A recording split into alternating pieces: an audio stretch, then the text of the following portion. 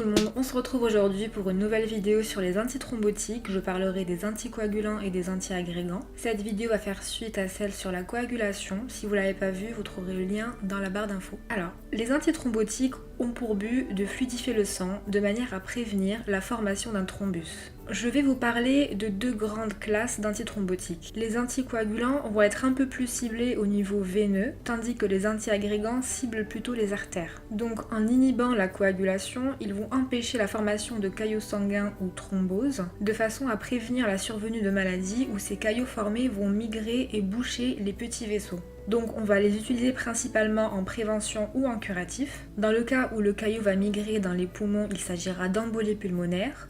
Si c'est au niveau du cerveau, c'est l'embolie cérébrale ou AVC. Et au niveau des membres, plus souvent les membres inférieurs, alors on parle de thrombose veineuse profonde ou TVP, communément appelée la phlébite. Ils sont très souvent utilisés chez les patients longuement alités pour qui le risque de thrombose et d'embolie est très fort puisqu'ils ne bougent pas assez pour bien faire circuler le sang. Les patients avec une FA ou fibrillation auriculaire présentent aussi un risque de complications thromboemboliques.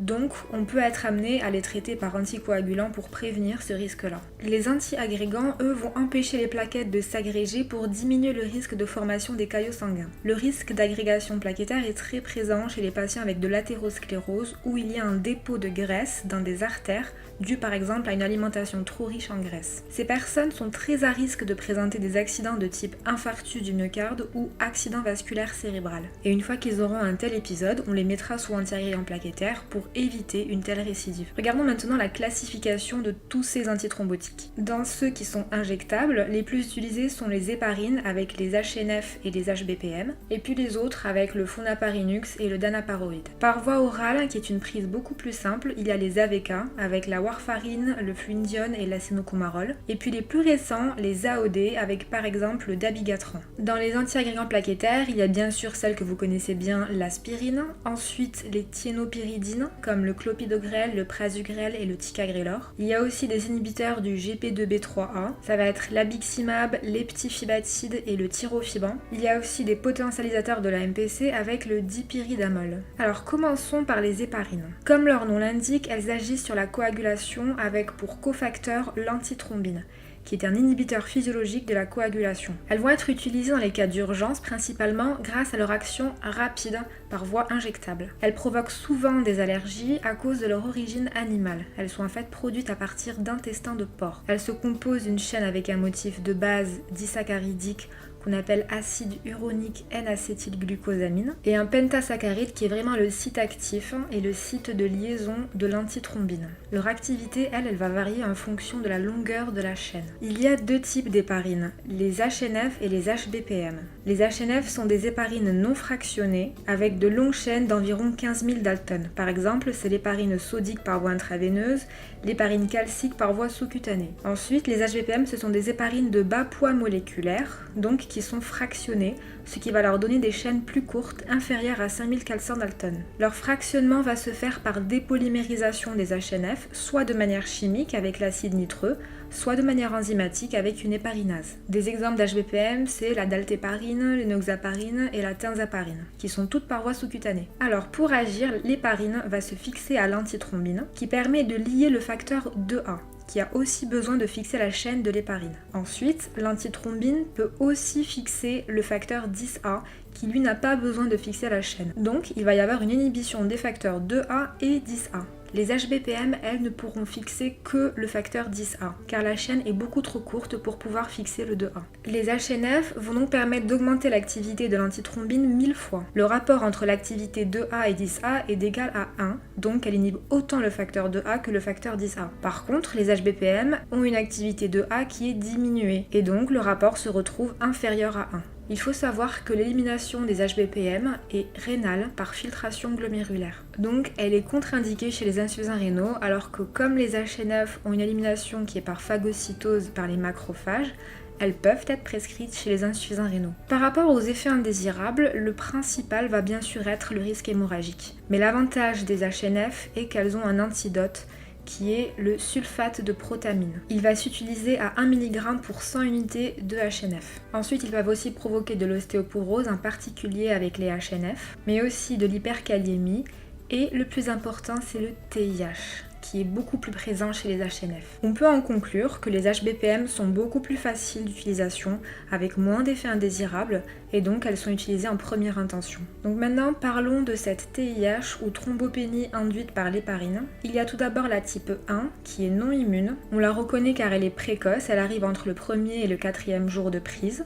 Elle est asymptomatique et est résolue spontanément. Donc elle est beaucoup moins alarmante que celle de type 2 qui elle est d'origine immunologique. Elle est cependant rare, elle survient principalement avec les HNF et son apparition va être plus tardive entre le 5e et le 21e jour de traitement. Elle sera beaucoup plus sévère que la type 1 et nécessitera une prise en charge particulière. Alors voici l'héparine et le facteur 4 plaquettaire. Ces deux-là vont former un complexe qui va induire la formation d'une immunoglobuline de type G dirigée contre ce complexe. Ce qui va se passer, c'est que sur une plaquette, il y a un récepteur FcR et cette immunoglobuline, une fois qu'elle a fixé le complexe, elle va aller fixer le récepteur de la plaquette. Cela va donc activer la plaquette et provoquer un état d'hypercoagulabilité acquis, et donc une thrombopénie. Il faudra immédiatement arrêter l'héparine et faire un relais avec un autre anticoagulant comme le danaparoïde. Suite à cet événement, les héparines seront contre-indiquées chez cette personne. Les autres anticoagulants sont le danaparoïde et le fondaparinux.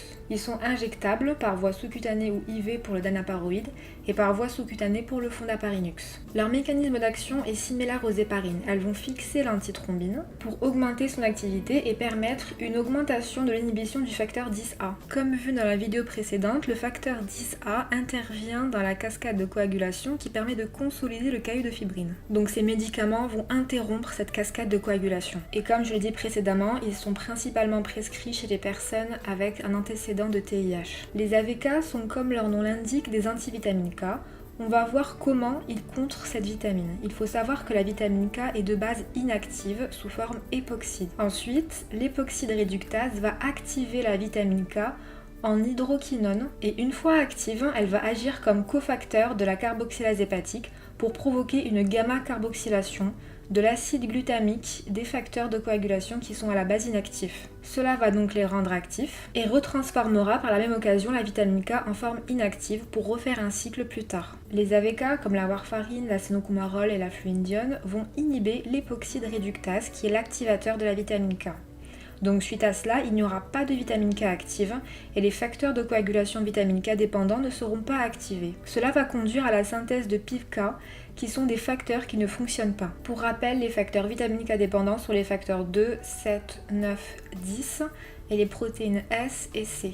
Alors, l'avantage principal des AVK est leur facilité de prise qui est par voie orale. Par contre, il faut faire attention à l'automédication car ils ont une forte liaison aux protéines plasmatiques qui est de 90 à 99%. Donc il y a énormément d'interactions médicamenteuses. Bien évidemment, il y a un gros risque hémorragique du fait de leur mode d'action, mais l'avantage des AVK reste l'antidote qui est tout simplement la vitamine K. Dans certains cas de gravité, on peut ajouter le PPSB qui est un complexe prothrombinique. L'aspect pas très pratique par contre, c'est la surveillance obligatoire de l'INR. Alors ce qu'il va falloir, c'est un premier contrôle après la 3e prise, puis un deuxième 3 à 6 jours après le premier contrôle. Ensuite on passe à un contrôle 1 à 2 fois par semaine jusqu'à stabilisation de l'INR avec comme cible 2-3.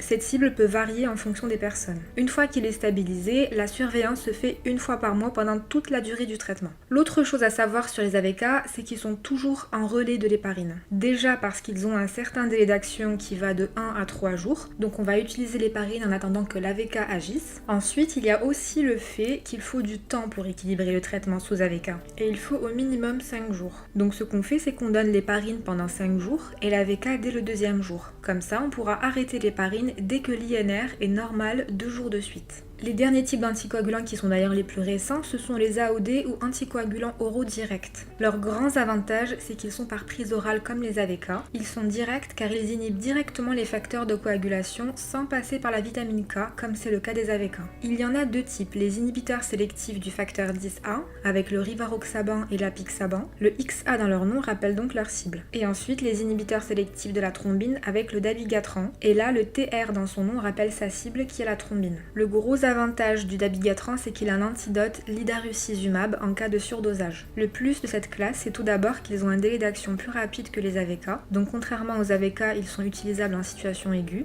et il ne nécessite pas de relais héparine. Ensuite, il n'y a pas besoin de suivi ou de surveillance, mais ça c'est surtout parce qu'on ne dispose pas d'outils permettant un suivi. Le deuxième grand groupe dont je vais parler, c'est les antiagrégants. Eux vont plutôt agir sur l'hémostase primaire, donc ils vont empêcher l'activation de l'agrégation plaquettaire. Voici une plaquette, dedans on retrouve la COX-1 ou cyclooxygénase de type 1, qui donne le thromboxane 2 pour qu'il active l'agrégation plaquettaire. En premier lieu, l'aspirine va inhiber cette COX-1 pour empêcher l'activation de l'agrégation plaquettaire. Il faut savoir qu'elle est en général sous forme de sachet en poudre pour une prise orale d'une fois par jour. L'inhibition de la COX-1 se fait par acétylation irréversible, ce qui implique une longue durée de l'effet qui est de 7 jours. Pourquoi? Tout simplement parce que les plaquettes n'ont pas de noyau, donc elles ne sont pas capables de régénérer cette COX-1.